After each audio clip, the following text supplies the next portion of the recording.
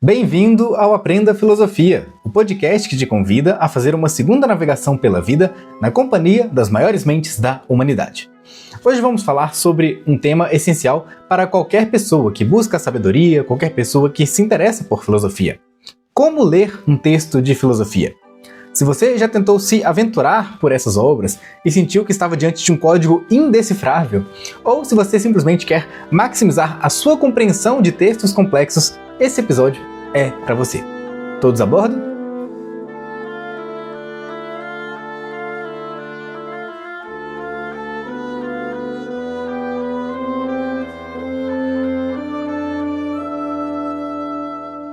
Ler um livro de filosofia não é o mesmo que ler um romance ou um artigo de opinião. A leitura filosófica exige atenção, paciência e método. O autor Mortimer Adler, no seu clássico livro Como Ler Livros, estruturou um método de leitura que pode ser aplicado a qualquer tipo de obra. Mas esse método se torna ainda mais essencial, mais fundamental, quando falamos de filosofia. O Adler propõe 4 níveis de leitura: elementar, inspecional, analítica e sintópica. Nós vamos entender como cada um deles funciona e como podemos aplicá-los na prática. Além disso, eu vou trazer aqui algumas percepções que eu tive no meu estudo da filosofia, algumas dicas, alguns conselhos que podem te ajudar a compreender bem aquilo que você lê. Então, o primeiro nível de leitura é o nível mais básico, é a leitura elementar.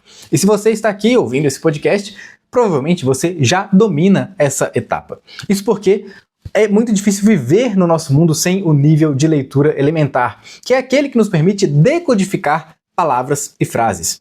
Ou seja, é a capacidade de entender o significado literal daquilo que está escrito. Se eu estou na rua e vejo uma placa escrito Mineirão, eu vejo as letras M-I, N-E-I, R-A-O com o tio, eu sei que aquilo significa uma indicação de que o estádio de futebol está perto, o estádio de futebol está próximo. Esse é o nível elementar. Aqui não tem muito mistério. Se você sabe ler um texto comum, você já superou esse nível. Mas a gente não pode subestimar a importância dessa etapa. Ela é a base para a construção de uma leitura mais profunda e crítica. Então, se você acredita que a filosofia é importante para alguém próximo a você, como o seu filho, ou até uma pessoa mais velha que ainda não sabe ler muito bem, essa etapa é fundamental. A leitura elementar, ela é como se fosse a fundação de uma casa. Sem a fundação, a casa não se sustenta. E da mesma forma, a compreensão do significado básico das palavras, das frases, sem isso a leitura filosófica se torna um emaranhado de símbolos sem nenhum sentido. Um pequeno exemplo de leitura elementar. Se você pega lá o livro de Aristóteles, a Ética Nicômaco, a Política, você lê: o homem é um animal racional.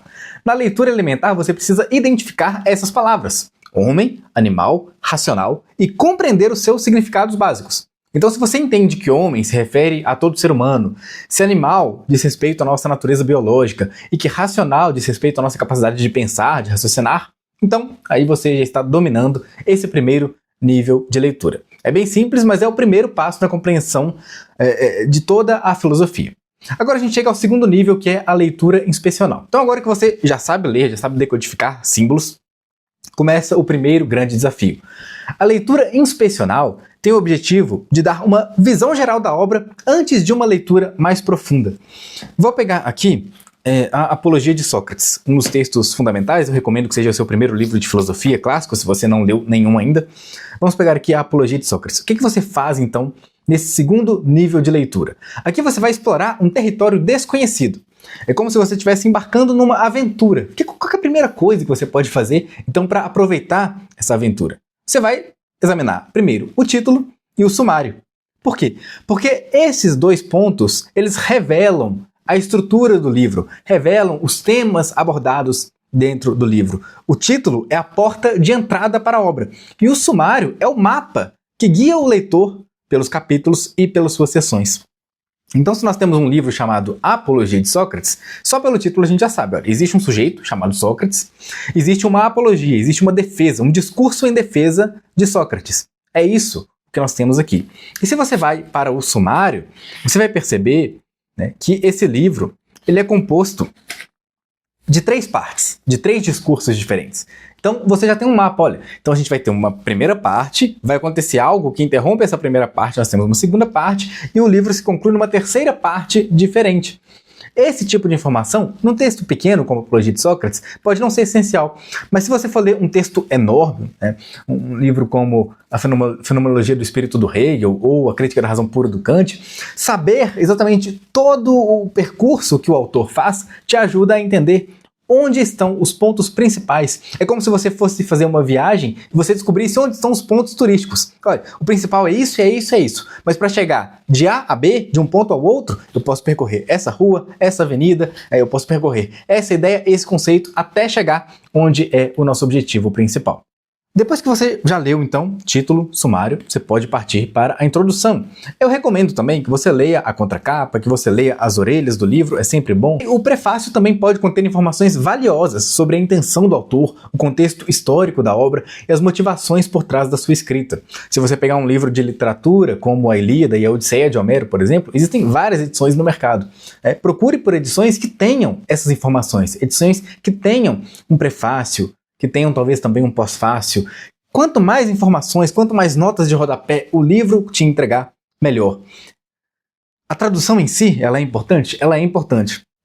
Mas não é só a escolha de uma palavra ou de outra que amplifica a sua experiência de leitura. O fato de você ter referências, ter dados, compreender historicamente o contexto daquele texto, tudo isso faz muita diferença na absorção do conteúdo. Depois que você fez então esse primeiro passeio por esse mapa, agora você vai fazer uma leitura dinâmica de algumas páginas ao longo do livro. Fazendo a nossa analogia da cidade, é como se agora você pegasse um aplicativo, um carro de aplicativo, né, ou o seu carro, e desse uma pequena viajada, né, falasse com o motorista, olha, roda aí pela cidade comigo durante 10 minutos. Roda pela cidade comigo durante 10 minutos. Você vai conhecer a cidade em 10 minutos? Não vai. Mas você vai conseguir começar a entender o funcionamento daquilo, o fluxo daquele lugar. No livro é a mesma coisa. Nessa leitura dinâmica, a proposta é que você leia algumas páginas do livro e não precisa escolher a página, tá?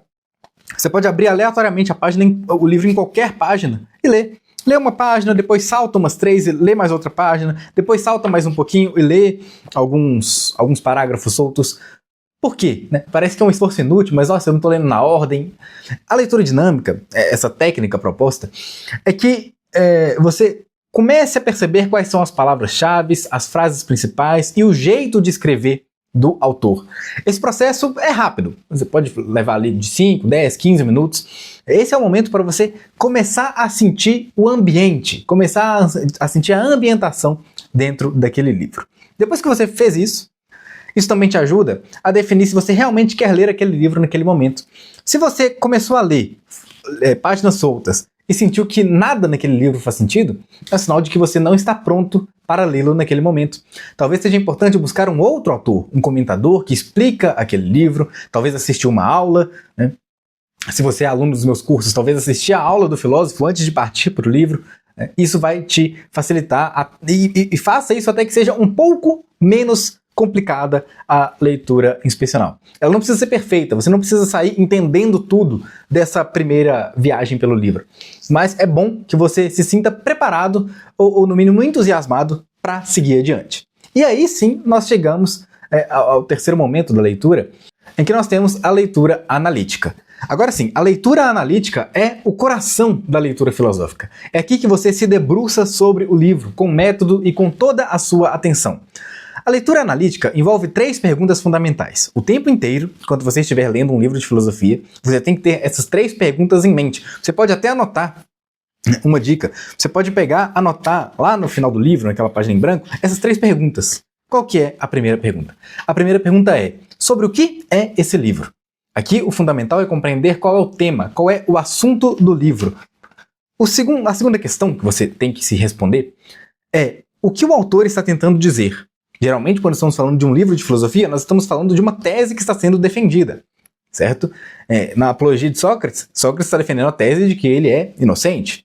Se você pegar o Eutífron, que é um outro texto de Platão, você vai ter a tese sobre o que é a piedade. Se você pega a Crítica da Razão Pura de Kant, você vai ter uma tese sobre como funciona a aquisição de conhecimento. E a terceira pergunta é: o argumento do autor se sustenta? Ou seja, você está lendo o livro em busca de aprender uma teoria, em busca de aprender uma visão do mundo. E a questão que você precisa fazer é: essa visão que eu li, Isso que eu passei aqui, isso faz sentido? Eu concordo com isso, não concordo com isso? Para responder a essas 3 perguntas, algumas outras técnicas são fundamentais. Você deve sempre sublinhar trechos importantes e anotar nos cantos da página as suas reflexões e dúvidas. Eu vou mostrar, eu não sei se a câmera vai pegar aqui para quem está assistindo o podcast no formato de vídeo no YouTube. Se você está só escutando o áudio, aí você vai perder essa parte. Mas aqui nas minhas leituras, eu sempre faço anotações, né? Sempre tem as marcações, sempre tem os grifos dos trechos que me parecem os mais importantes. E se eu tenho alguma reflexão, uma coisa que me faz pensar, eu tenho uma pergunta, eu tenho uma dúvida, eu anoto. Eu também faço setas ligando uma ideia à outra. Por exemplo, aqui tem uma pergunta e aqui abaixo está a resposta. Eu ligo a pergunta e a resposta, para ficar óbvio, né, essa relação entre as partes do texto. Então é muito importante você fazer esse tipo de coisa. Rabisque o livro, né? Faça que o livro seja seu efetivamente. Isso faz uma diferença enorme no aprendizado. Quando você anota no livro, você está conversando com o autor. Você está registrando as suas dúvidas, as suas inquietações, a sua conexão com a obra. Talvez você, enquanto leu, lembrou de um caso da sua vida, uma coisa que aconteceu com você, uma situação em que você se encontrou pensando algo parecido com o autor. Anote isso. Imagine só a riqueza que não será a sua leitura daqui 3, daqui 5, daqui 10 anos, quando você ler esse livro novamente e você reencontrar uma versão sua do passado. Você vai poder comparar aquilo que você achou do livro da primeira vez com a segunda leitura, com a terceira leitura. Isso é de uma riqueza, assim, inestimável. Para compreender melhor o texto, também é bom, eu recomendo, que você reescreva os argumentos centrais do autor com as suas próprias palavras. Em geral, boas edições de livros contêm páginas em branco entre um capítulo e outro. E o que eu recomendo que você faça? Nessa página em branco, entre um capítulo e outro, tente resumir aquilo que você leu no capítulo passado. Então, lê o capítulo 1, anote na próxima página em branco. Olha, nesse capítulo, o autor fala isso, isso e aquilo, ele defende essa tese assim, assim, assado. E você pode até colocar a sua opinião. Eu concordo, eu não concordo, por causa disso, por causa daquilo. Isso vai ajudar a consolidar a sua compreensão e a internalizar as ideias. E além disso, se algum dia você precisar de revisitar o livro, você não precisa de ler o livro por inteiro. Você lê a sua anotação, você lê o seu resumo, você lê a sua opinião. Assim, você vai transformando um texto de filosofia que é externo em algo interno. Você vai fazendo com que aquele texto de filosofia seja seu, algo que você consegue entender, que você consegue explicar. É extremamente importante que você consiga identificar ainda as premissas e conclusões do texto de filosofia. Por quê? A filosofia consiste, né, no bom uso dos argumentos. Então, os argumentos eles são feitos de premissas, que são informações iniciais, e das conclusões. A conclusão é a tese que o autor defende. E ao identificar as premissas e a conclusão, você consegue analisar a estrutura do argumento e ver se ele é válido ou não. Aqui na Apologia de Sócrates, por exemplo, um argumento que aparece, um entre os muitos argumentos que aparecem, é o de que sofrer uma injustiça é melhor do que cometer uma injustiça. A pior coisa que acontece para um ser humano, na visão de Sócrates, é cometer uma injustiça. Você ser alguém injusto, você ser alguém mau. Isso é a pior coisa que pode acontecer contigo. Agora, você sofrer uma injustiça, se alguém te julga de modo errado, isso não é tão ruim assim. Não é tão ruim assim. Outra tese, a tese de que a morte também não é o pior dos males. Sócrates traz isso aqui na Apologia. A morte ela é um grande desconhecido, esse é o argumento dele. A morte é um desconhecido, ninguém sabe o que é. Então falam da morte como se fosse a pior coisa que existe, mas na verdade ela é uma desconhecida. Ela pode até ser muito boa. Se você percebe essas premissas e a conclusão de Sócrates, você então consegue transformar o texto em seu. Eu concordo que a morte é uma coisa mediana, ela não é nem boa nem ruim. Eu concordo que a morte é uma grande desconhecida. Eu concordo então que a morte não é o maior dos males. É isso que você deve fazer como um estudante de filosofia. Estudar a filosofia não é um ato passivo. Você não adquire conhecimento por osmose, né? Você não fica parado aqui e o conhecimento vai entrando. Não, você precisa ser ativo. Você precisa dialogar com o texto, dialogar com o autor. Então, questione o autor, concorde e discorde das ideias dele, faça conexões com outras obras, aplique as ideias na sua vida, no final das contas. Para dar um outro exemplo, então, de leitura analítica, vamos recorrer, então, ao livro O Príncipe, do Maquiavel. Deixa eu só pegar ele aqui atrás de mim.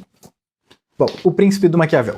Se você vai fazer a leitura analítica dessa obra, na verdade, vamos lá. O que você vai fazer em primeiro lugar? Em primeiro lugar, você vai ler o título, O Príncipe, e você vai ler as outras informações que tem aqui. Se tiver uma orelha, se tiver um prefácio, você vai ler, né? Depois você vai abrir o livro numa página qualquer e vai ler ali o estilo descrito do Maquiavel, vai ver se aquilo te agrada, se você quer continuar naquele momento essa leitura. Se sim, se depois desse movimento inicial você quer continuar a ler, você vai então partir para a leitura analítica, lendo o livro na ordem em que ele foi escrito. E o tempo inteiro você vai se perguntar, qual é o problema que Maquiavel aborda aqui? Como conquistar e como manter o poder. É esse o problema desse texto. Qual é a solução que ele propõe? A solução que ele propõe é o uso da força e da astúcia e a rejeição da moralidade, né? Essa solução, ela te agrada? Você concorda com essa solução? Aí você precisa de ler o texto, entender os argumentos do Maquiavel e formular a sua própria resposta para essa questão. Por exemplo, seria importante que você identificasse no texto o que são os conceitos de fortuna e virtude que volta e meia aparecem. Você deveria fazer resumos de cada capítulo, ou como são muitos capítulos aqui, pelo menos de 2 em 2, de 3 em 3, fazer o seu resumo. Apontar, circular os argumentos do Maquiavel e trazer, é claro, as suas reflexões. O último nível de leitura filosófica é a leitura sintópica. Esse é o nível mais avançado de leitura. E o que ela significa? Se o que a gente já fez agora já foi tão trabalhoso, né? Como que pode ter algo além? O além é se envolver na comparação de diferentes livros sobre um mesmo tema. Então é construir agora o seu arsenal de ideias a partir de diferentes perspectivas, comparando diferentes visões, diferentes abordagens filosóficas. Então se você está tão preocupado com a questão política, e por isso que você lê O Príncipe do Maquiavel, que tal pegar A República, do Platão? Que tal pegar A Cidade do Sol, do Tommaso Campanella? Compare agora essas abordagens quanto à política. Qual delas será que faz mais sentido para você? Ou então vamos pegar um outro exemplo. Se você estiver estudando ética, você pode ler Aristóteles, Kant e Nietzsche, de forma isolada. Mas, se você ler esses 3 autores e depois fizer um estudo comparativo, aí a sua compreensão vai muito além. Você começa a enxergar conexões entre os autores e contradições entre os autores. E é isso, enxergar conexões e contradições, que te permite fortalecer a sua própria posição filosófica. Então, a leitura sintópica exige um conhecimento prévio de autores e dos temas abordados, porque é um debate entre pensadores, né? É como se você fosse o mediador. Você vai estar ali presente no debate, você vai deixar eles falarem e você vai então tentar tirar o melhor daquele debate. Eu acho que aqui tivemos boas noções de como fazer uma leitura filosófica, mas para ficar ainda mais fácil, vamos agora para algumas dicas que eu adquiri ao longo dos meus anos de estudo. Uma coisa muito importante é aceitar que a leitura será lenta. Filosofia não foi feita para ser lida com pressa. É preciso tempo para digerir as ideias, refletir sobre os argumentos, questionar os conceitos. Quando você parar num trecho muito difícil, releia. Às vezes a explicação para aquele trecho estava no parágrafo anterior. Você estava um pouco desconcentrado e não percebeu, então volte no parágrafo anterior, né?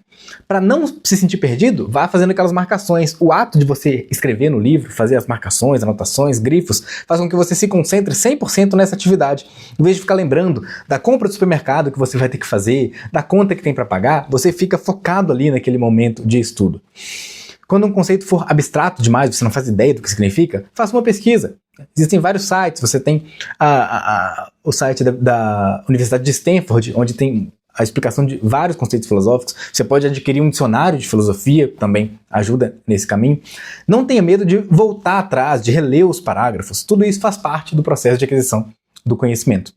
As anotações, eu acho que eu já falei bastante, mas não custa reafirmar, são essenciais. A sua interação com o texto, a sua movimentação ativa em relação ao texto, é o que transforma a leitura em aprendizado. Então, anote as suas dúvidas, suas reflexões, suas conexões, né? E, claro, traga as suas referências de outras obras ali para dentro. Sublinhe os trechos, faça setas, crie esquemas, né? E vá montando ali um mapa da sua jornada de aprendizado. E uma outra dica essencial é discutir com quem você leu.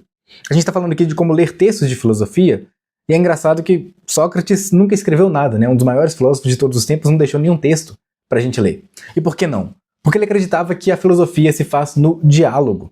A verdadeira filosofia acontece quando a gente debate ideias com outras pessoas, quando a gente pode esclarecer conceitos obscuros e ampliar a nossa compreensão. Sócrates achava que é a conversa que faz a verdadeira filosofia. Então, Converse com amigos, participe de grupos de estudo e, claro, por que não, procure a ajuda de um professor de filosofia para orientar os seus estudos. A filosofia pode ser muito desafiadora. Termos técnicos, linguagem rebuscada, conceitos abstratos podem dificultar a compreensão. Se você já tentou ler um texto de Kant ou um livro mais difícil ali do Sartre, do Heidegger, você já sabe disso. Mas não tem motivo para se desesperar. Existem várias estratégias para superar essas dificuldades. É importante sempre ler uma introdução ou um guia, fazer uma pequena pesquisa sobre a vida do autor antes de se aventurar na obra principal dele. O contexto histórico faz muita diferença. Você pode sempre dividir a sua leitura em blocos menores. Não tente ler um livro de 100 páginas, 200 páginas em um dia. Divida aí as suas horas de estudo e leia poucas páginas por dia. Você precisa, como eu falei, a gente precisa de tempo para digerir as ideias filosóficas. Você pode sempre buscar também artigos na internet sobre o tema que você está estudando. Geralmente tem muitas resenhas, tem muitos artigos explicando um ponto principal. Se você, por exemplo, está estudando a questão da felicidade em Epicuro, existem vários textos na internet explicando o que é a felicidade para Epicuro. Se talvez na escrita dele não ficou claro para você, você vai encontrar um artigo na internet que vai explicar isso de modo mais simples. E essas são algumas informações essenciais que podem te ajudar a fazer boas leituras em filosofia. Mas além desse conteúdo, eu tenho uma outra notícia para você. Você não precisa fazer tudo isso sozinho. A filosofia é um desafio, mas quando você lê e discute com outras pessoas, tudo se torna mais claro e enriquecedor. No meu Clube do Livro, você tem a chance de ler junto comigo e centenas de alunos um livro por mês.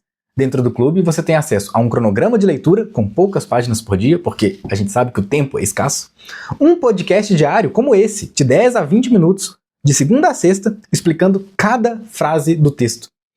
Acesso a uma comunidade no WhatsApp para trocar ideias comigo e com os outros leitores. E ao final do mês a gente se encontra ao vivo para debater o que a gente aprendeu com aquela leitura. Com todo esse conteúdo, não tem como você não ler mais e melhor. Somando os podcasts e os encontros ao vivo, são mais de 60 horas de conteúdo anual dentro do clube. Em cada ano de assinatura você vai ter mais de 60 horas de conteúdo. Então é uma chance imperdível para você decifrar os conceitos mais difíceis e ampliar o seu conhecimento, estando em contato direto com as fontes originais, com os autores clássicos. E dentro do clube a gente não lê só filosofia. Nesse mês de março, por exemplo, estamos lendo a Apologia de Sócrates. Em abril, nós vamos ler um livro de ciência, que é do Carl Sagan, O Mundo Assombrado pelos Demônios, onde ele traz a sua visão de por que as pessoas continuam acreditando em coisas que não têm nenhuma comprovação científica, que na verdade são anti-ciência. O clube é uma aventura para quem gosta de ler filosofia e outros textos, como literatura, história e ciência. Então, se você quer transformar suas leituras e realmente absorver o conteúdo escrito pelos grandes pensadores da história, embarque com a gente no Clube do Livro. É só acessar o site aprendafilosofia.com.br e se inscrever para fazer parte dessa jornada. Então hoje nós vimos que ler filosofia é uma habilidade que se desenvolve com o tempo e com a prática. Aplicar os 4 níveis de leitura e adotar as estratégias de estudo que eu passei aqui vai te ajudar bastante a transformar a sua experiência de leitura em algo enriquecedor e produtivo. Se esse episódio fez sentido para você, compartilhe com alguém que também possa se beneficiar dessas dicas. Você pode me seguir no Instagram, aprenda.filosofia, para mais conteúdos. E se quiser aprofundar os seus estudos, acesse o site aprendafilosofia.com.br e conheça os meus cursos de filosofia e o Clube do Livro. Muito obrigado por escutar. Eu sou o professor Danilo Drummond e desejo que você tenha marés tranquilas e ventos favoráveis nesta semana. Te espero no próximo episódio. Até mais!